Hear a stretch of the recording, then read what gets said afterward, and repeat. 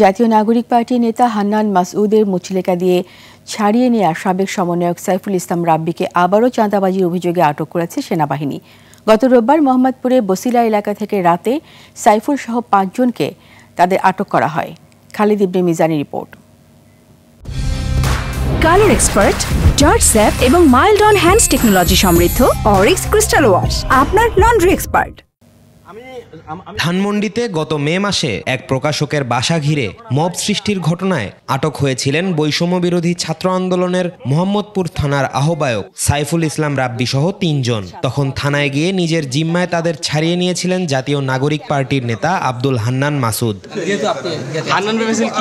এবার সেই সাইফুল সহ মোহাম্মদপুর এলাকার বৈষম্য বিরোধী ছাত্র আন্দোলনের ৪ জনকে রোববার একটি হাসপাতালে চাঁদাবাজির ঘটনায় গ্রেপ্তার করা হয়। মোহাম্মদপুরের বসিলা হাউজিং সিটি এলাকা থেকে তাদের গ্রেপ্তারের ভিডিও সামাজিক যোগাযোগ মাধ্যমে ছড়িয়ে পড়ে। গ্রেপ্তার অপর ৩ জন হলেন হাসিবুর রহমান ফরহাদ, আব্দুর রহমান মানিক ও আবু সুফিয়ান।